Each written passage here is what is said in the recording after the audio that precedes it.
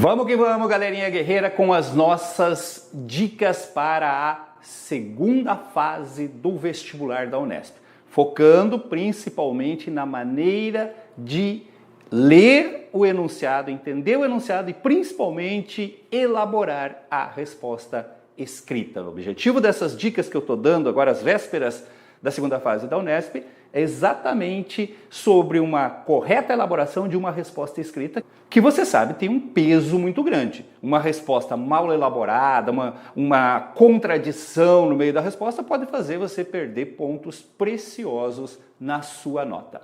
Hoje nós vamos trabalhar com uma questão que envolve um texto de uma crônica da Clarice Lispector. Essa questão, acho que é de 2016, 2017, da Unesp, e nessa época a Unesp tinha resolvido fazer uma prova com as questões com um único item. Em vez de A e B, né, era uma única questão. Às vezes essa questão trazia mais de uma pergunta, e aí começou a dar confusão, o aluno respondia só parte e tal, a Unesp resolveu voltar para item A e B. Mas essa aqui é uma pergunta só, tá? Você tem um texto, né? É um fragmento de uma crônica, ó. A questão toma por base uma crônica de Clarice Lispector sobre o ato de escrever. E aí tem a pergunta. Então, como eu já tinha orientado vocês, né, em outros vídeos aqui, a gente começa pelo enunciado. Antes de ler o texto, a gente lê com atenção o enunciado para tentar encontrar pistas que nos possibilitem uma boa leitura compreensiva desse texto aí. Vamos dar uma olhada no enunciado? Olha o que diz o enunciado. Ó. Clarice Lispector coloca: inicialmente o processo de criação literária como uma maldição. Em seguida, ressalva que é também uma salvação. Observem que maldição e salvação são praticamente antagônicos, né? Então, parece uma coisa paradoxal. Como que uma coisa pode ser uma maldição e uma salvação ao mesmo tempo? Por isso eu destaquei aqui, ó. Com base no texto, observem que eu estou grifando isso aqui, ó. Com base no texto da crônica. Não é na obra da escritora como um todo, né? Não é no período, é com base nesse texto dessa crônica aqui. Então, com base no texto da crônica, explique como a autora resolve essa diferença de conceitos sobre a criação literária. Aí você fala assim, nossa, professor, isso é aquele tipo de questão que eu fico passado, eu não consigo entender o enunciado, eu não consigo entender o que eles querem. Como assim? Explique como a autora resolve essa diferença de conceitos sobre a criação literária. Calma, vamos buscar isso no texto. Afinal de contas, vocês não estão dizendo, ó, com base no texto. Então eu tenho que procurar no texto onde ela faz essa afirmação de que a criação literária é ao mesmo tempo uma maldição e uma salvação e como que ela explica isso, como que ela justifica isso. A sua explicação vai ser a dela.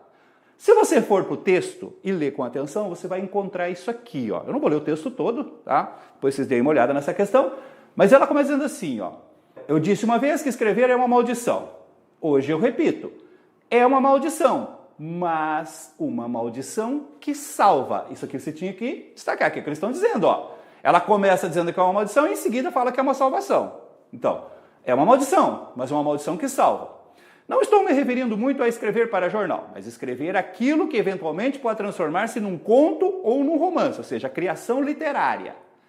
E aí vem a parte mais importante, que está em vermelho, onde ela vai explicar, onde ela vai justificar essa afirmação contraditória de que é uma maldição e uma salvação ao mesmo tempo. Olha só, é uma maldição porque obriga e arrasta como um vício penoso do qual é quase impossível se livrar, pois nada o substitui.